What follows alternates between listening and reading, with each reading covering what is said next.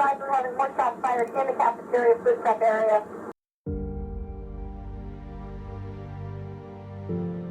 One thing you have to understand about the Columbine community and Littleton, Colorado in general is it was, you know, the most American slice of apple pie that you can imagine. Shots fired in the gym area.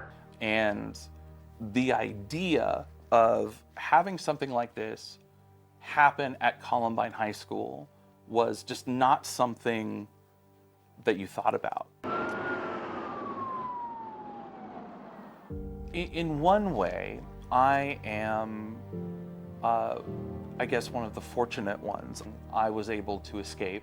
April 17th was our prom. Okay. And we had a beautiful night out. I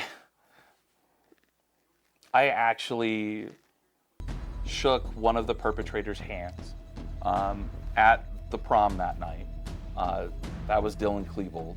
I remember shaking his hand, says, "Hey man, it's good to see you here." I remember April 20th being a picture-perfect day. And if you've ever been to Southwest Denver, you know just how picturesque that place can be.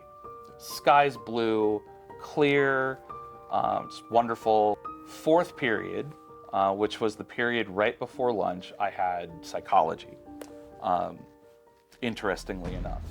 And so when the class was over, I didn't have the same lunch period as most of my friends did. I had a choice to make because I needed to work on my project. I could either go to the library, where all the books are, or I could go to the tech lab. Thank goodness that I went to the tech lab instead of the library. Otherwise, I don't know if I'd be here.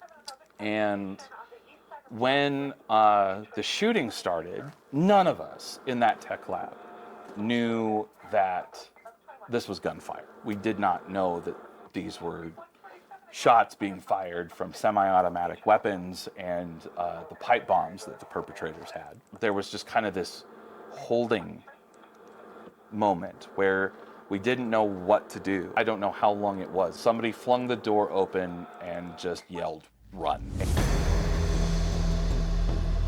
And we ran out the door into that east-west north hallway. And one of the things that I've tried really, really hard to do is to preserve what I know. I don't remember hearing any bullet ricochets. I don't remember hearing much in the way of screams of pain. But when we were running, the perpetrators were outside at that point, shooting whoever they could find, because their plan had gone wrong. So I ran out of the north door. To get into Clement Park, there was a fence, about 4 feet maybe, that separated the property of Columbine to Clement Park. And I threw the backpack and the book over the fence, climbed the fence, hopped over the fence, and then ran into the park. Met a few friends. One of my buddies at the time, he had a car parked there. He found me and a few other people and drove us away from the scene, watching cop car after cop car just fly by, getting to the scene as quickly as possible. My phone, my home phone, was ringing off the hook. Oh, I feel you in my heart, I see you in my future. I don't know what I'd do if I ever lose you. It's like time. I had a kind of mental list of all of the people who I knew and I cared about. And as more phone calls rolled in, you know, it's kind of mentally checking off on this list. Like, here are the people that I know are safe. Luke's safe, Zach's safe, Dave is safe, et cetera, et cetera, et cetera. Rachel Scott and Dan Mauser never came off that list. After 18 years, Josh returned to high school, this time right here in El Paso, and this time as a teacher. Wish I could stay forever, you and me together, 'cause everything in this world feels better with you. working in a public high school for a couple of years and having to do the active shooter drills, I had a good agreement with my principal, who would let me know when they were coming. Yeah. Because, like fire alarms, those loud noises, kids crying for help in the simulation, like that just sends me to a place that I can't go to.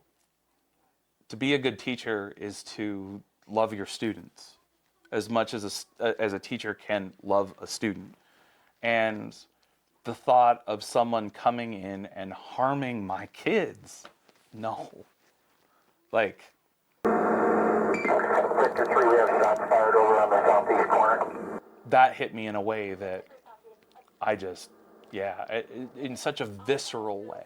As a historian, one of the things that's so important to just the academic story, or the academic discipline of history, is preserving these stories so that future generations can learn about them, empathize with our tragedy, but also learn from our humanity and our examples. Though I will say I am a survivor, but I am not an expert. My story is my story. Why do you think it's so important for the community to come out to events like this? Is it to understand? Is it to learn? Like, what do you hope that people coming to listen to this talk actually gain from it?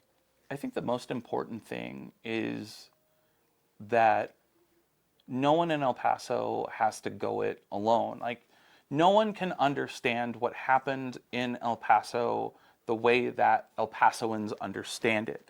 The same way that no one can understand what happened at Columbine unless they were in the Columbine community at the time that it happened. And that can feel really isolating, because you get to this point where you think that there's no way that anyone could possibly understand anything that you think or feel or experience or whatever.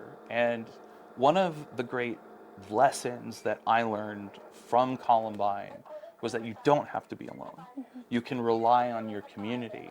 The hours pass, now we're looking at the sky just like There's a quote from Ernest Hemingway in his Farewell to Arms. There's this really strong message of human resilience in the face of the most unspeakable things.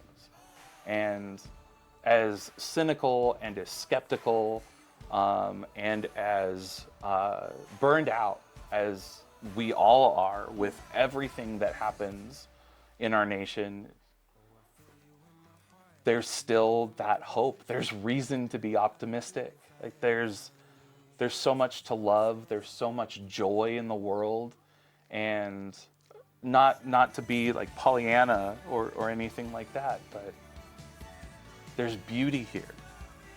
And as much as Columbine hurts, and as much as every April 20th, and it's been 26 years now, there's this moment, I think, that we all have where we experience this joy in the beauty of being alive and having each other.